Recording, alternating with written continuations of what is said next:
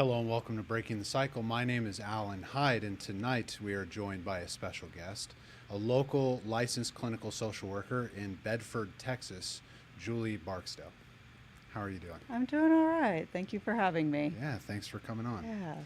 Julie specializes and works with not just trauma in EMDR, which we'll get into a little bit here, has some history and background working with addictions, but mostly these days is working and treating trauma with EMDR, and I imagine other various types of trauma treatments, Right. including Yes. just talk therapy in some of those realms.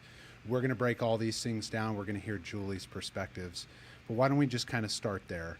How would you describe your work with EMDR to give our listenership just a general outlook of what maybe they would expect if they came in for therapy with you? Yeah, sure. So if someone were coming in to work with me and had a trauma history or were wanting to address PTSD symptoms, and particularly if they were struggling with really intrusive memories or images or struggling with traumatic reminders, I may suggest EMDR to them, and it's a therapy where we look at both the past, the present, and the future. But what it does is it really helps people in a very safe and contained way face their trauma and work through it and work through all the negative associations with it so that it no longer holds that same charge. And if someone's faced with a reminder, let's say, they're not going to have that same distress level anymore. It would be more like any memory or a more neutral memory. Yeah. Could you shed some light on, for those who may not know anything about Sure. EMDR, what makes it so safe? So I always let clients know they are in control of the process. So they are in the driver's seat. And so, because understandably, it can be very overwhelming and very scary to work on trauma. And oftentimes, right, there's a lot of avoidance and fear and even kind of looking at this. And so I'm with the person the whole way. They're in control. And so we can stop at any point. They get to decide where to start. And if they need to stop, we can stop.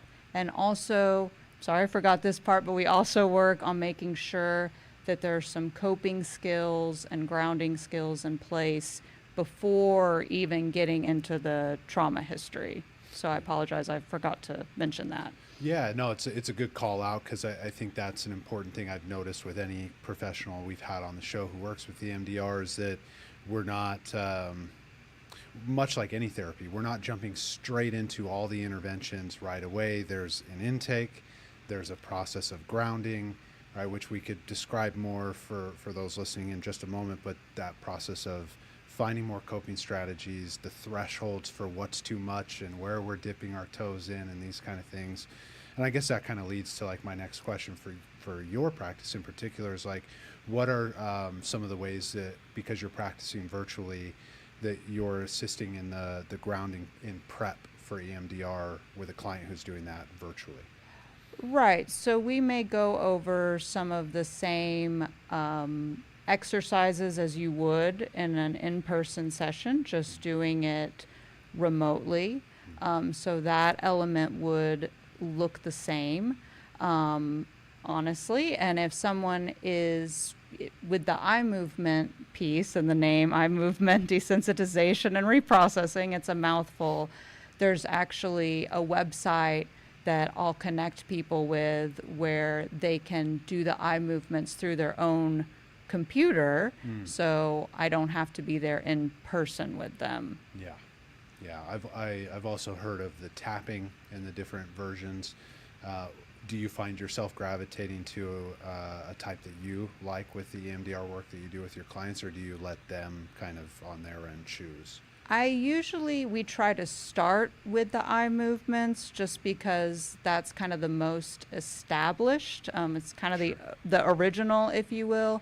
But right, sometimes people might have pain with their vision, or it's just not working. So I have had clients who have their own tappers, or say if it gets similar to in person, if it becomes very overwhelming, someone might have, be crying, for example, and then we would switch to call it the butterfly tap that someone can just do, again, in person or virtually, exactly the same. Yeah, yeah. This is a question I always, when I have access to an EMDR trained therapist, is because you guys always have really good perspectives on this and different answers that I think highlight the benefit of trauma treatment in these realms. But why do you think the bilateral stimulation is so helpful for those who've experienced trauma? Yeah, I know, there's the different theories out there. One is that it's similar to what happens in REM sleep when we're having a lot of memory processing and consolidation. To me, what makes it so helpful is that it kind of helps the person take a step out of themselves. They're still there, but it helps them keep in that observational space more easily. So they're able to notice their internal experience without becoming either completely overwhelmed by it, or the alternative flip of kind of dissociating, right? Where they're kind of possibly going completely out of body, numbing out, disconnecting. So to me, that's what's so cool about it. And I think that really helps with that, having, while they're holding the trauma in their mind and their body and kind of looking at it, but also having the eye movements or the tapping going on the same time helps contain that and make it more of an observational process, if that makes sense. Yeah. Well, and you've worked with, populations that are going through some pretty severe traumatic histories just on any given day. I mean, you've worked with veterans and individuals actively serving in the military. Do you find cases that come through where it's going to be either a lot longer before we get to EMDR, or you may not recommend EMDR? Does that ever come up? Yeah, so kind of depending on the person. I have had, some clients, we get started with it, and for whatever reason, it's just not for them. They're not able to stay present with it. They're just not feeling it, which is, right, that's okay too, right? Thankfully, we have options. So another trauma treatment I'll fairly regularly do with clients is written exposure therapy. And so that has some similarities with EMDR, as all kind of trauma focused therapies do, but also some differences. Yeah, of course. I could, just for my own excitement and enjoyment in learning things from other clinicians who use modalities I don't use day in and day out, could you explain a little bit of just what a day in the life of a therapist working with a few clients with written exposure therapy might expect to be implementing with clients? Yeah, sure. So we pick a specific memory to work on, so similar with EMDR. And then it's nice because it's also very structured. So there are 5 writing sessions where someone will spend 30 minutes writing about the traumatic event. And that'll include, what actually happened, their feelings, thoughts around it, kind of how it changed their belief system. So kind of looking at all those pieces, which we also look at with EMDR. And then what I'll do is, since I am working remotely, I'll ask someone to do that right before our session. And then they are able to read it out loud if they're comfortable doing that. So that's yet another way of kind of processing it. And then we can kind of talk through it. But again, similar to EMDR, with facing the memories and kind of working through them in a safe way with support is very healing. Yeah. Yeah. Yeah. I do a lot of family tree work, inner child type of approach. Very similar sound, right? Mm-hmm. Aspects. It's interesting to hear, right? It's like we all kind of converge into these spaces, but it's nice to hear the perspective broken down because for those listening who tune in week to week, listen here, there's just a lot of options. Yes. And that's a beauty, I think, of today's day and age with therapy is like there's a lot of options. We all converge into this space of like peace and containment and helping you get grounded in a lot of really brilliant ways to help you get there. So if you're not feeling one thing or the other, we can pivot or find you someone who fits that, or we can implement something different.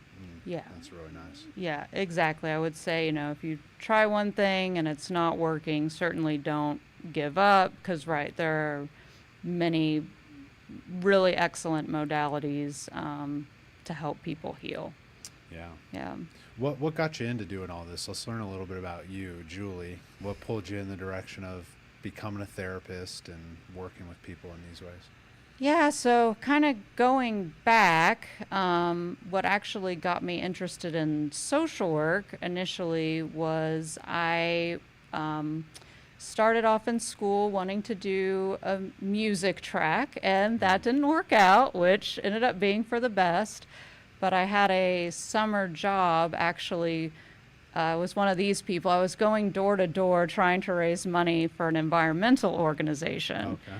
And it was tough, but I found that I really actually liked it. I just kind of liked connecting and talking with all sorts of different people, and I liked kind of working for a cause. But then I was, just kind of reflecting more on what I wanted to do with my life, and that, I care about the environment, but I really want to, support people and kind of work with people. So that got me interested in social work. So I kind of took an introduction class and just went from there. Were you doing that in Texas? The door. Yes. How was that? Well, it was in Austin, so okay, a little more progressive. I definitely had a lot of people were very kind and very nice, and then I had to get the hell off my lawn, as well, which is fine. Like I can't blame them. So. Yeah, sometimes not so dissimilar from being a therapist either. Yeah, exactly. And then when you became a social worker, you were telling me a little bit beforehand, at some point you go overseas and you're working with the Army.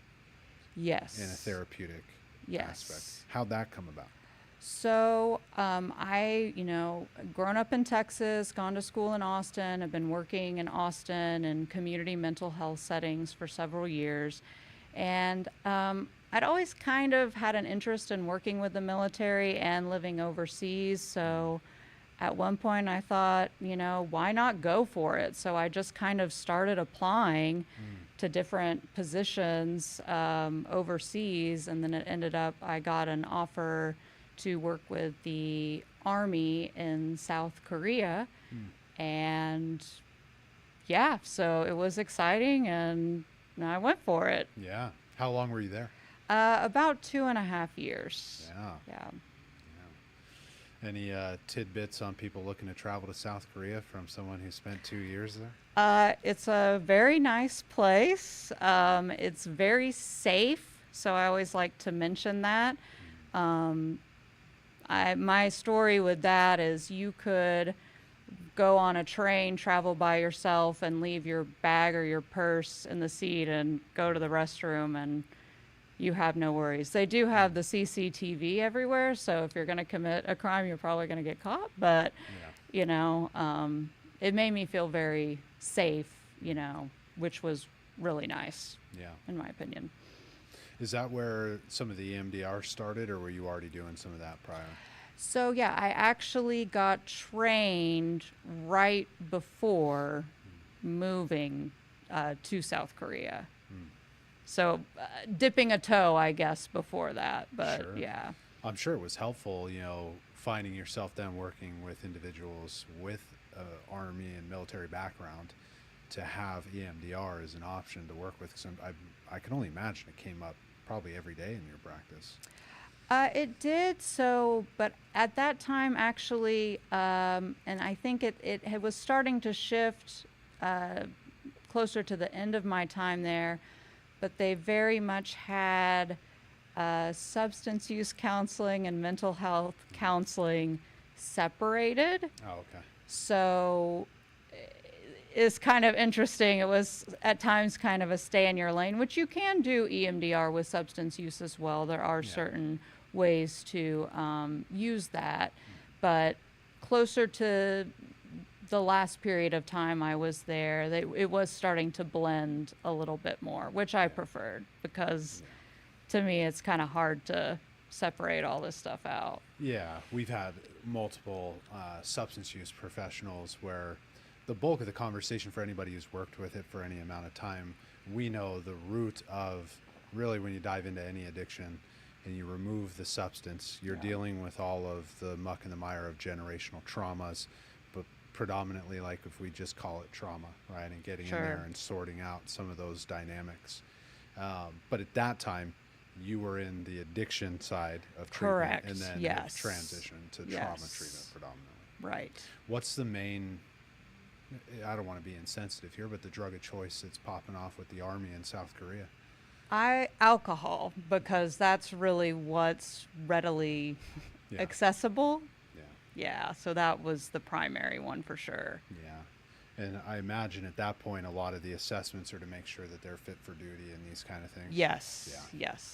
That was another piece that was kind of an adjustment, from a social worker, therapist, person first, which still was person first, but you also have to consider the mission essentially is kind of your client, which is kind of, I had to wrap my head around. Yeah. What's the, I guess, the mental gymnastics surrounding some of that? I mean, it's like we're used to adapting and shifting some of the ways we look at these aspects, but social workers do it a lot, right? It's like you could be working for the county and it's all about the dynamics for the kid, right? You're working with the military and it's all about the dynamics of the mission for the military. I guess what I'm getting at with my question is, like, what is that process as a social worker of shifting those gears, and what you have to prep yourself, to show up and adhere to the professional side of it too, for the government, if you will. Right. I think, it was an acceptance process over time, but also really remembering, safety of the community, the nation, if you will, I mean, truly. And so I think also, though, trying, just like with any sort of mandated treatment or programming, you want to be, crystal clear with the client and make sure they have a full understanding of, hey, which, we try to do, right? Always get you the support so you can get better. So if you want to stay in the military, you can. But if you don't follow through with, what needs to happen, then there's a chance you may no longer be able to stay in the military. And that's hard. Yeah. Yeah, it's a tough, I mean, I've had to work with individuals over the years on the back end of that. It's tough. But I think also, in a world where we deal with trying to get rid of expectations, it's kind of like these are some of the realms where expectations are going to be a part of it. And I think that's always realm with any first responder or military man I've ever worked with, or woman. That's kind of the understanding, is like there are certain expectations with those oaths, right? And learning how to navigate within them. Exactly. Yeah. And usually I think, for the most part, people really, they understood that, so they get it. Yeah. I imagine too, it's like you're on the other side of the world, you're trying to adjust depending on what you're there working on, and then the distraction. Oh, right? yeah. It's why I asked what substance, because we know this in any place that an individual is deployed, is like human beings distract themselves when they feel something is missing. What's a big aspect of being brought to a place of powerlessness around what's missing is a geographical location shift. Yes. So I just imagine it's tempting even for those who didn't have an addiction.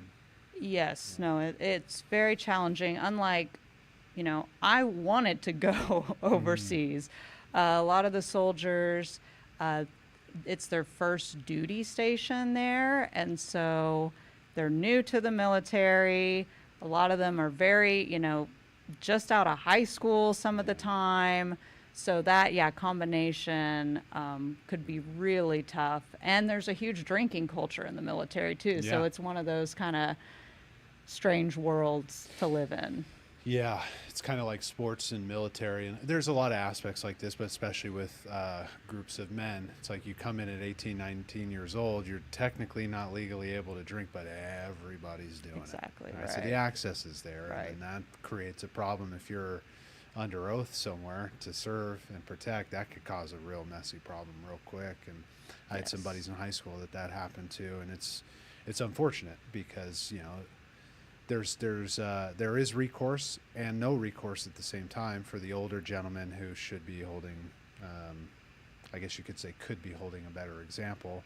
But when you look at it, it's like when you bring it into the place of compassion, it's like everybody has their shortcomings, which is why we bring in the mental health professionals, because it's just too gray of a conversation to slap one answer onto, how should the conduct be. It's Right. tough. Yeah. Then you transition into private practice. Yes. When did that happen? So I moved back from South Korea a few months before the pandemic, Okay. actually. And I considered working with the military, but my plan before I got the job in South Korea was if that didn't work out, I was going to try private practice. So just as I had kind of had this interest of working with the military, I also had an interest in trying private practice. And I had done some volunteer work with a low-cost therapy provider in Austin before I moved, and I really enjoyed it. So I was just kind of looking at the different jobs and thinking about kind of what I wanted to do, and that felt right. Yeah. The private practice piece. Yeah. And then you went and started it just you in your practice and have gone that route, or do you work with other clinicians in the area, or is it a solo practice? So back in 2020, I initially joined a group practice in Okay. Austin, which was Yeah. really nice because, private practice is this whole other world, just from kind of the business side of it, right? And so that was really nice, just having a lot more independence and autonomy in my work, but also still having the support of colleagues, both on the clinical side of things, but then also just kind of the logistical Yeah. aspects of private practice. So I did that, and then yeah, it was strange. I think I had one day in the office seeing clients, and then the world shut down. And Oh, so then yeah. so then I've just been doing remote ever since, and I've had my own practice since the fall of 2021. Nice. Yeah. Yeah, nice and not nice, right? Yeah, It yeah. thrusted, I think, a lot of us in that direction. At the time when the pandemic hit, I was living in Costa Mesa, which is like Newport Beach, California. And I'm used to, you drive down PCH and it doesn't matter the time of the day, there's always people. And it was like all of those zombie shows you see on TV. It's just empty, quiet. I was like, man, this is It was the so weird. creepiest. Yeah. And that office was pretty much right on the peninsula. And it was just that mix of creepy, but like peaceful. The pandemic is such a weird time. It was a very strange time. Yes. But I reflect on this, and I always am curious because we've had a ton of clinicians, obviously, that come on the show that they are in private practice and they were during this time, or just working as a therapist. Being a provider for mental health during that pandemic, did that influence any of the work that you do with anxiety because of how much we saw it during those times? Or because I know you were mentioning you do a lot of work with anxiety and have found some stuff that you're good at that you work with. We saw a ton of that during Right. the pandemic. Was that an influence, or were those things you were already interested in? Yeah, I would say I was already interested, but I did have some clients that It did become, even later on into the pandemic, almost to a phobia level, Yeah. really, where it was controlling their lives and causing tremendous distress. So that was useful, thankfully, kind of working, just like with any sort of exposure practice, right? Right. That there were legitimate risks, but okay, how can you live your life, right, and do the things you still need and want to do and still practice where it's going to be in a safe enough way for you. So that was really tricky Yeah. because it's, then you have to address if you had any of your own anxiety around it, Yeah. like, oh, I don't want to go do that, but Yeah. either. So yeah, it's interesting. Yeah. I mean, I imagine you did too, but like with colleagues, it's like we're just as scared as anybody else, especially those first couple months where it was like, what is happening? Right. Or like, as it started to hit where it's like, wait, what? Yeah. What?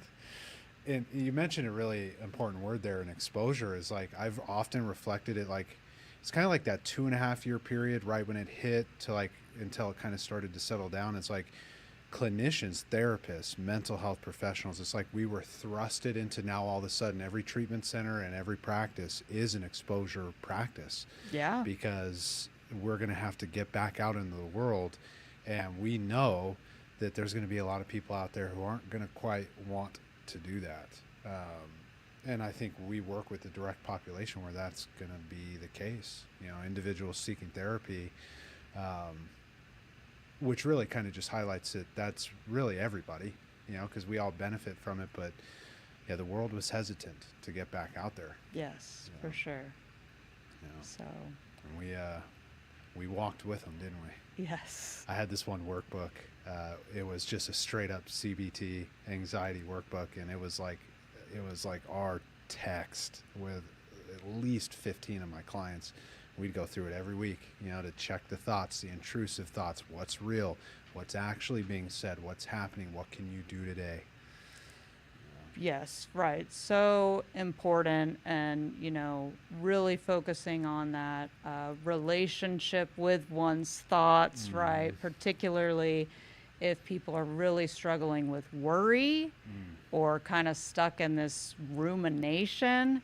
Yeah. So I like to kind of really focus on that, and again, be able to be an observer of your own internal process without buying into it necessarily, right? If it doesn't make sense to, which we know most of the time with anxiety, Yeah. it really doesn't. We Yeah. can come up with all kinds of Right. worst case scenarios.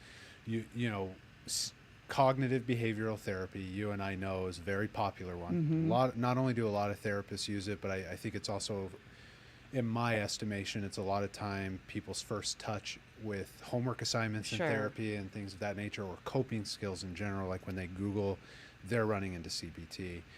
But one of the words you mentioned that I think is an important one, that I would be curious if you could define for everybody in your own way, not that we need the exact definition, just in your Okay. own words, but is a popular one, is rumination. It's one of those popular buzzwords. I think it's important on a platform like this we clarify some of these things, especially with clinicians that we know we can trust in the community, so that they have an access to, like, well, here's how a therapist would briefly talk about it. Sure. And I have seen, even in looking at different therapy texts, it's Yeah. described differently. To me, it's kind of the repeated going over, analyzing, focusing on any sort of material that causes distress. So, that may be something that's happened in the past, in the distant past, in the recent past, that just continuing to try to figure something out that oftentimes can't even be figured out, but just it's that constant kind of repetitive replay, and it's also importantly not getting the person anywhere. Yeah. So it's not like one of those, oh, well, I really reflected on this, I thought it through, I was able to come to this conclusion about it and move on with my life. That's not what that is. It's just someone spinning their wheels, essentially. Yeah. To me, that's how I would describe Yeah, it. I would very similarly Yeah. describe it that way, you know, and yeah, it's kind of like I'll hold it up for clients in this sense of like, look, you know, here we are 2 months later. Have we made any movement towards, let's say, whether it's the stated goal or the chief complaint? Have we made any motion, right? Mm-hmm. And if the answer to that is no, but you're still sharing all these ideas, all Right. these thoughts, all these images about it, that's ruminating, right? Amongst many other things that we can help deconstruct, but sometimes that intervention alone can help to break the rumination of like, oh, okay, now I see. Because I think that's a lot of times, and maybe in your estimation too, in the realms of anxiety, that's how a client finds their way into therapy, is like it's been presented to them that they're in that pattern of like overthinking all these things and then a consequence, right? And then letting it cool off, but now they're overthinking all these things and then a Right. consequence. Right. Yeah. And like, what's going on here? You know, I thought I had the answers, only to find that, hey, we may not either as a therapist, but we can help slow it down and deconstruct it a little bit. Yeah, no, exactly. Yeah, sometimes too, working with people, I have to catch myself. It's like, okay, am I getting into the realm of trying to figure this out with you when we've already, like you were saying, been over it, And so, yeah, sometimes I kind of laugh at it. It's like, okay, wait, I have to stop myself here. Yeah. Yeah. One of my go-tos is let me stop and state that better. Yeah. That's one of my go-tos when I know in my mind, I'm like, I'm getting lost in the weeds here. Yeah, we're human Yeah, too. of course. But I asked too, because it cracks me up. One of my clients, that's one of his favorite words, and he misuses it, and we always crack up because we've been working together for years. And I remember in the beginning, I'd be like, well, maybe not necessarily best use of that word. Why don't we actually come to calling it when we're spinning? And we tried to find other words. Sure. But that was his favorite word, and we crack up about it now. Like he loved the word rumination, and I think we all find those kind of things in life where I just really like using that word. Yeah. That was his. Yeah. Well, we learn the darndest things about people in We therapy, do, don't we? certainly, yes. Yeah. So what's kind of the progression of the career? Do you see any kind of changes, lofty goals, directions you want to take your practice? Right now I'm just kind of on my path. One of the things that did draw me to doing private practice is I've always wanted to do direct work with people. So, if certain times, as you want to do kind of a more administrative or, supervisor type role, and I've never really been interested in that. So what I kind of like about doing private practice as well is that, I get to continually kind of hone the craft, if Yeah. you will, and continually learn. And so, the more every client you have, you learn so much, and see what they bring and gain better understanding of what works, what doesn't work. And it can be kind of overwhelming because there is so Sure. much out there, but yeah, so just kind of continuing on that. I mean, eventually I might like to do some more training in like metacognitive therapy or ACT or ACT, more formally. Possibly in treating like hoarding disorder, get some more training in that. So there's certainly areas of interest I have that I would like to become more formally trained in, I suppose. Yeah. Yeah. Yeah. Would you go in the homes if you were going to get trained and work with hoarding and I get think involved so. in it? Yeah, my first job out of school was working for community mental health for an assertive community treatment team, and so we went and saw clients in their homes, and there are challenges with that, but in a Sure. way you get tons of information, right? Oh yeah, the collateral is, that Yeah. extra info when you see the environment someone lives in is Yes. very helpful therapeutically.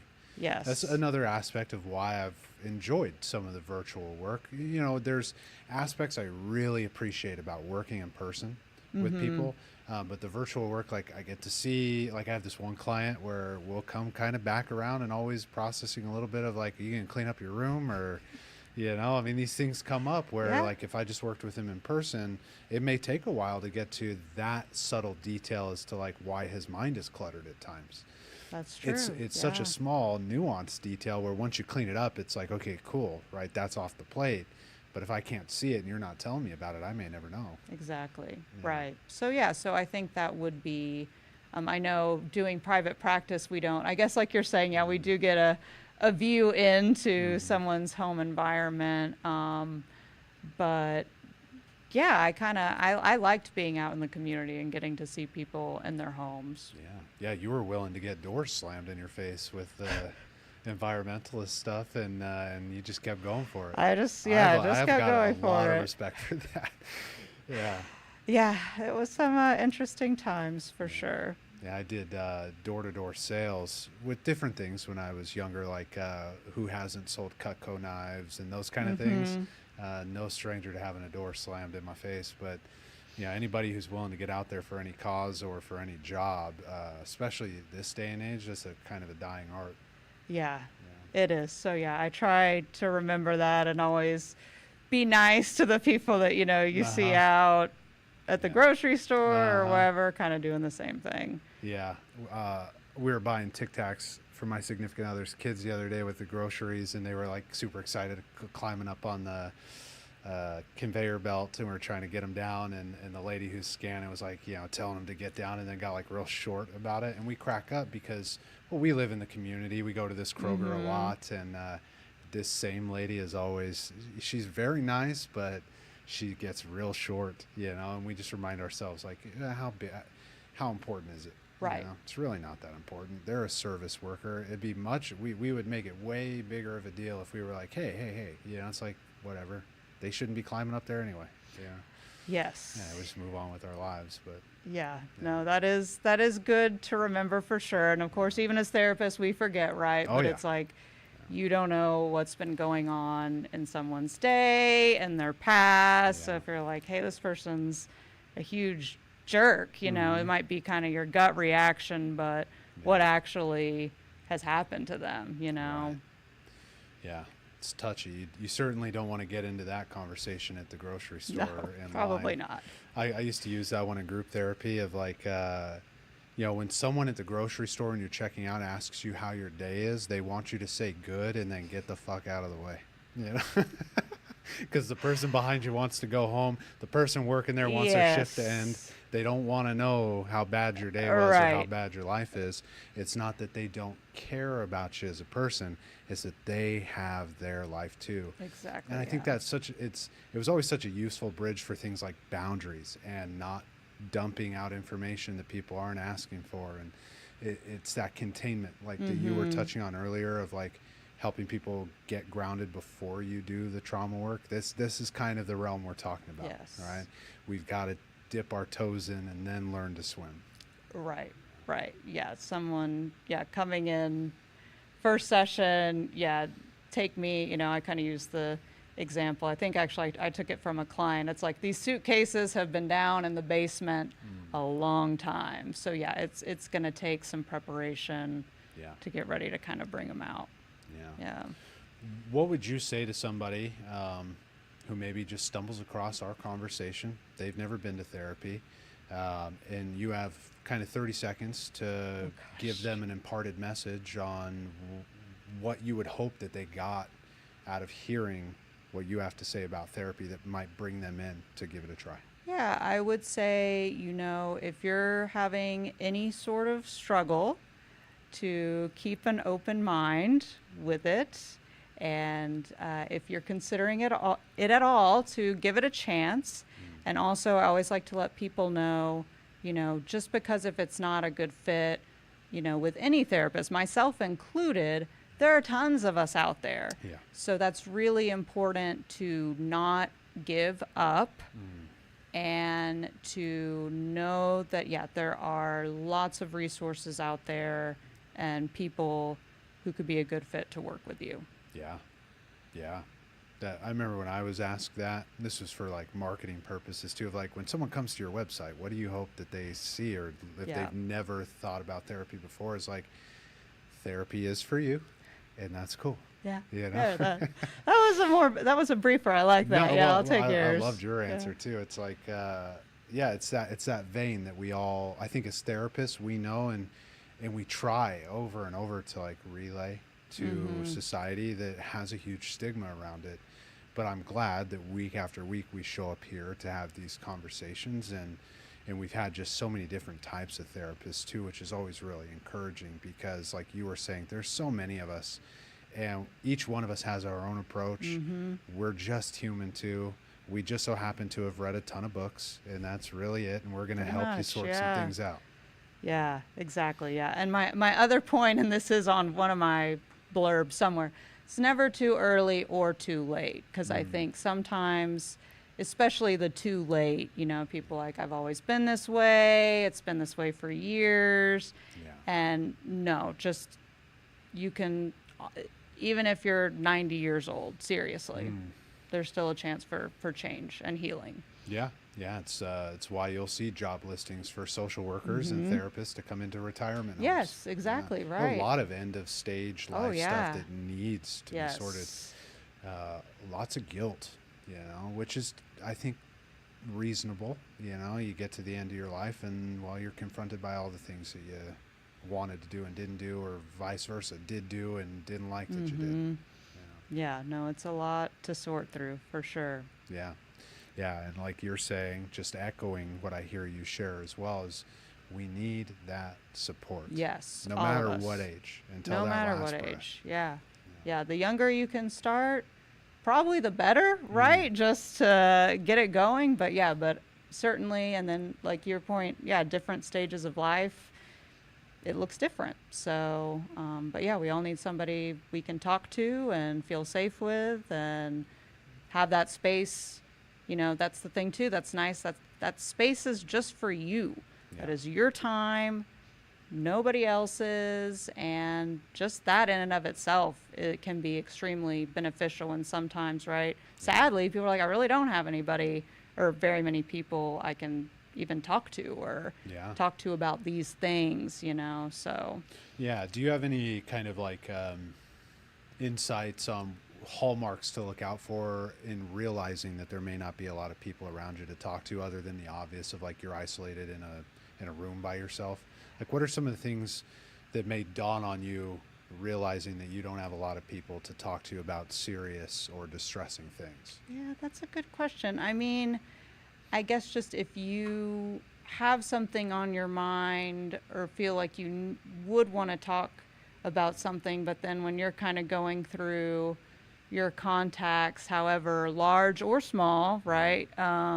Sometimes people can have a lot of kind of shallower relationships. But so if it's like, ooh, I wouldn't feel comfortable really talking with anyone about this, or maybe I would, but only the very curated version, for example, of what's going on, then I would say, maybe something to think about. Yeah, that's one of the ones I use, is like, if you have to clean it up at all, then that's probably not the person to explore the genuine support you'll need in that. And that doesn't mean that you need a laundry list of those people. Typically, you need, I would argue it's like you need a professional of some kind, which could be very helpful. You need some kind of friendship or relational support. You may want, but may not have access to, some kind of relational, like intimacy support. Sure. And then if you're really lucky, maybe like a family member who has the lived experience where you've already cultivated the conversation. But if you're in it and you haven't, that can be really threatening. So it's like you really are leaning towards the side of like free community support or professional. And I think that's the vast majority of society with a lot of the most distressing things in life, because we live in a society where we're going to clean it up before we share, because we want to be viewed in the best light possible.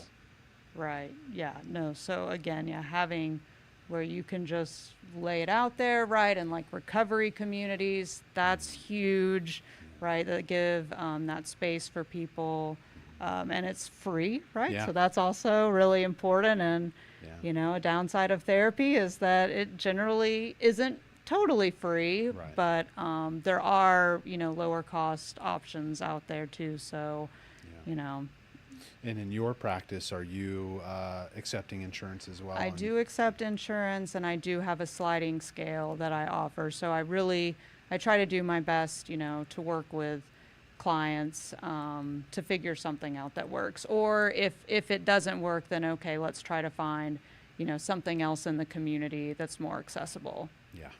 Yeah. because that's important. Absolutely. Those listening along, you can find Julie Barksdale on Psychology Today. I'm It on was- Psychology It's Today. very easy to find you. That's how I Okay. invited you onto All the show. right, that's good. But do you also have a website that you could share for those who might be interested in I what you're sharing do. too? It's juliebarksdaletherapy.com. Perfect. Yeah. Yeah. When we update this on YouTube, I'll make sure that Okay. we have that in the bio for anybody who ever stumbles across it. Okay, wonderful. And that also links to all our socials as well. I have two more questions for Sure. you. The first one is one that I front loaded you on, but if we were going to build a mental health amusement park and you got to build a ride there, what would it be? What would it do? What would you call it? Oh gosh. Well, I thought about this a little bit, so I guess I cheated a little bit, but this may have been brought up before, and it's kind of basic, but I was thinking of just like a baby animal petting zoo farm, because to me, like, well, maybe not everybody, but the majority of people, like, who doesn't like baby animals, right? Yeah. And so to kind of get the warm fuzzies, just getting to go and spend some time and play with the animals, Yeah. it's hard to feel as bad. I yeah. think Would these when be you're in, farm animals? yeah, you know, I hadn't thought quite that far ahead, but yeah, I would say a mix. Anybody that'll get along together in the Okay. animal kingdom, I guess. Just bring them on in. Yeah, it could be and- exotic. It just is. Yeah. Anyone that's not going to eat a child. Right? Yes. Make sure it's safe, of course, so there's no actual physical danger. But I don't know, fuzzy farm maybe. I like I'm that. just pulling this out. So Yeah. No, I dig it. And by the way, you're the first ever Am I? to go that route. Yeah. okay, well, because my thing is like sometimes theme parks, by the nature of their being, might be really anxiety provoking. Sure. So it's kind of work to go. So that's why I was like, what's something that's kind of nice and soothing and Yeah. relaxing? Of course, some people love, you know, thrill rides and stuff too. Yeah, So we there's get a quite whole mix. We Yeah. get quite a mix. You know, Yeah. there's the therapists who do get anxious in those settings, Uh-huh. and they lean more towards these types of answers as well, of like the soothing stuff. Mhm. And then there's the ones that are like, we're going to go up and down and up and down and up and down. On that It's all note, good. any last words that you have while we have a captive audience that you would like to impart to them? I just thank you for having me on the show, and thank you for listening and watching. I really appreciate it. Absolutely. Ladies and gentlemen, Julie Barksdale, licensed clinical social worker. We break the cycle here every Friday night at 7 p.m. Central Standard Time. We will see you next week with another guest. Take care.